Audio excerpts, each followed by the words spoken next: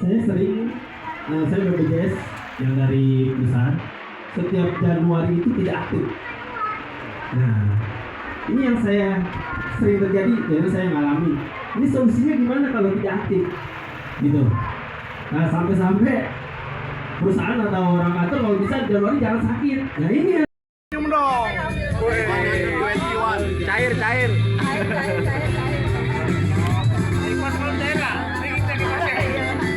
Kamu pakai pasir panas dong, Mas. Yang besi ya? Yang besi, Pak. saya sering, saya BPJS yang dari perusahaan, setiap Januari itu tidak aktif. Nah, ini yang saya sering terjadi, dan saya ngalami. Ini solusinya gimana kalau tidak aktif? Gitu. Nah, sampai-sampai perusahaan atau orang kantor kalau bisa Januari jangan sakit. Nah, ini yang banyak banget aduannya gitu, termasuk menolak pasien dan lain-lain. Setelah ditegur, terus kemudian juga saya tegur ke sudinnya, saya tegur ke kadisnya di rapat-rapat, ya akhirnya sekarang mereka mengevaluasi pelayanannya di sana seperti itu. Dan Bapak Ibu semuanya. baik, mungkin ada yang ditanyakan. Bapak Ibu cukup atau ada yang mau ditanyakan lagi? Oke Pak, silakan. Satu pertanyaan. Nah, di sini ada cara pemberiannya seperti apa, misalkan nasinya sebanyak apa, terus lauknya sebanyak apa, sayurannya sebanyak apa, terus lemak-lemaknya juga sebanyak apa, dan gimana porsi sama teksturnya di sini udah ada. Kalau misalkan di sini kecilan, nanti bisa dicari di internet, atau enggak udah ada yang beberapa di print secara besar. Nanti bisa di foto aja kayak gitu. Terus yang berikutnya adalah menggunakan air bersih. Nah, menggunakan air bersih ini pada saat apa aja? Yang pertama cuci tangan, pintar. Mandi, terus mencuci baju, mencuci alat, terus mencuci makanan. Jadi semuanya menggunakan air bersih ya. Terus yang berikutnya adalah cuci tangan pakai sabun. Nah, cuci tangan pakai sabun ini ada caranya nih. Ada yang misalkan pakai cuci tangan pakai sabun itu kurang lebih selama 1 menit, atau enggak pakai hand rub selama 20 detik. Jadi kalau misalkan cuci tangan baru ke kamar mandi 5 detik yang lalu itu sudah selesai, berarti itu cuci tangannya enggak bersih. Karena cuci tangan itu dari cara-caranya ada. Kalau memang punya tunggakan memang harus dibayar Pak, nggak bisa pakai yang kalau kelurahan mah ngeluarin surat tidak mampu mah bisa, tapi kalau saya BPJS-nya nggak terima, jadi memang tetap harus dilunasi dulu. Setelah lunas langsung berproses, boleh ke puskesmas atau ke BPJS, nanti kita rubah langsung ke BPJS kelas 3. Nah, saya juga mau ngasih tahu nih, jadi banyak warga belum tahu kalau misalnya tadinya kan kerja nih ditanggung sama kantor.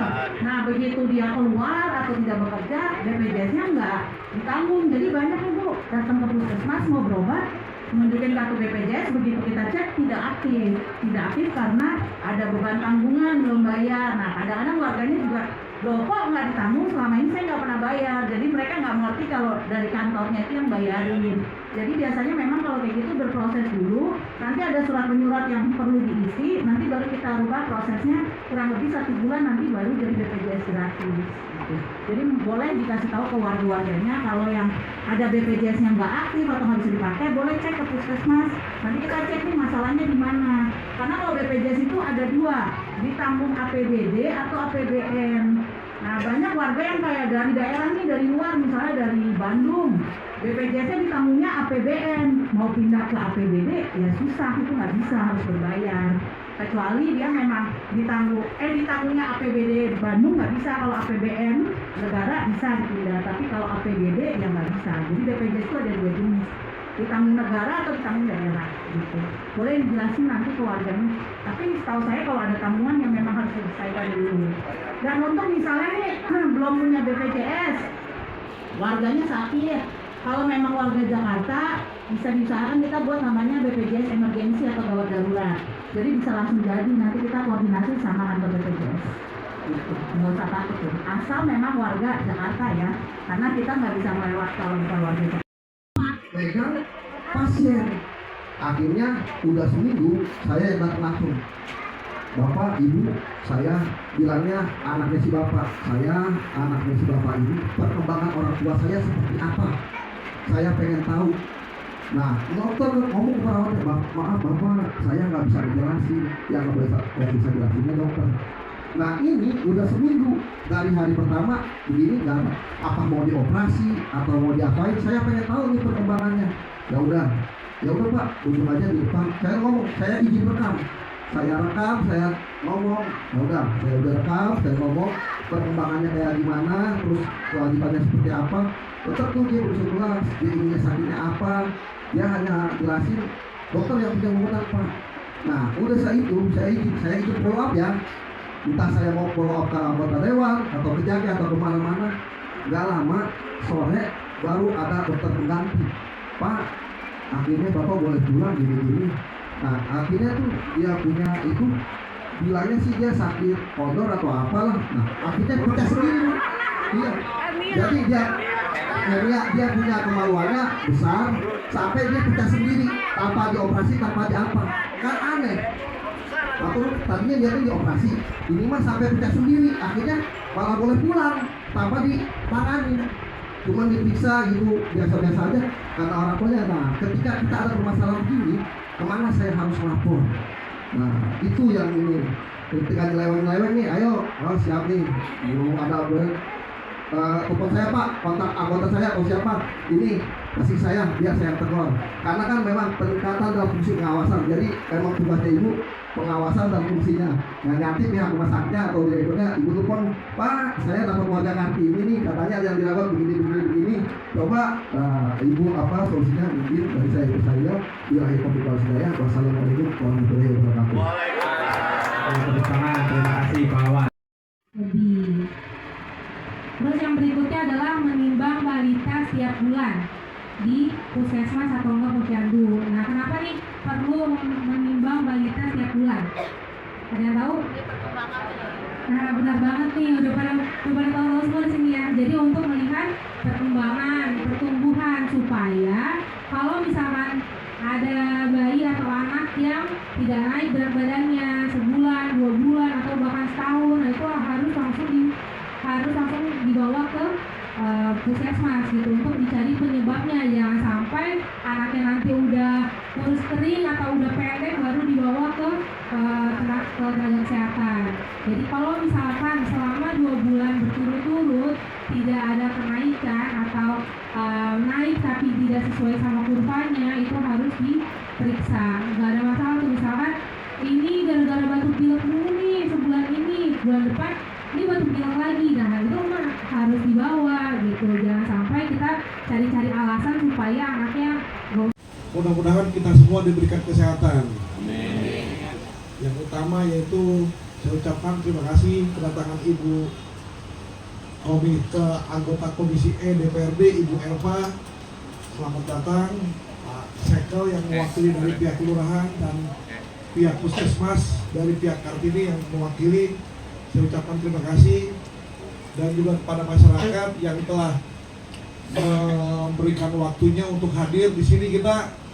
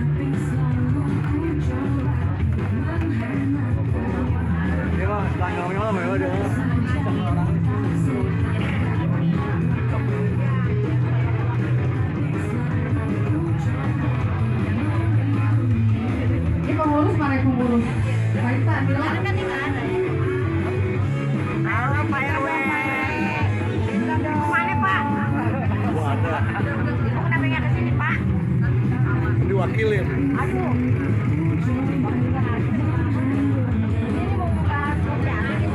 Hah? Posyandu, pos 2 juga boleh.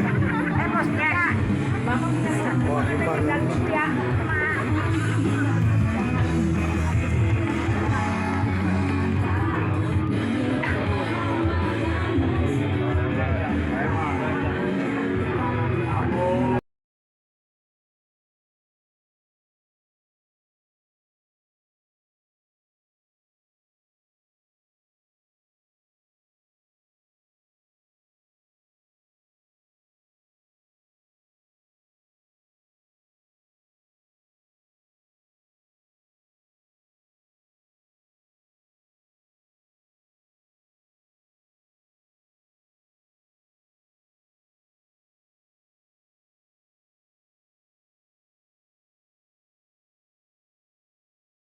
Senyum dong.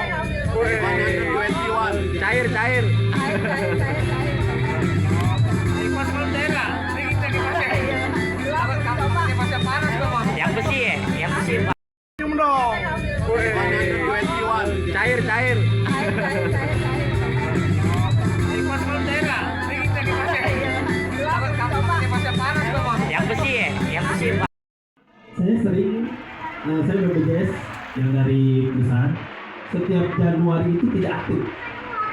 Nah, ini yang saya sering terjadi, jadi saya ngalami. Ini solusinya gimana kalau tidak aktif, gitu.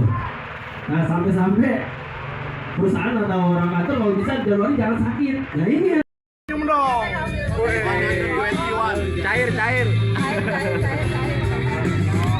Pas kalau daerah, kita dipakai. Kalau masih panas kok. Yang besi ya, yang besi. Saya BPJS yang dari perusahaan setiap Januari itu tidak aktif. Nah, ini yang saya sering terjadi, jadi saya ngalami. Ini solusinya gimana kalau tidak aktif, gitu. Nah, sampai perusahaan atau orang kantor kalau bisa Januari jangan sakit. Nah ini ya.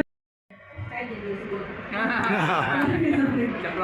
Banyak banget aduannya gitu, termasuk menolak pasien dan lain-lain. Setelah ditegur, terus kemudian juga saya tegur ke sudinnya, saya tegur ke kadisnya di rapat-rapat. Ya akhirnya sekarang mereka mengevaluasi pelayanannya di sana. Seperti itu Wan dan Bapak Ibu semua.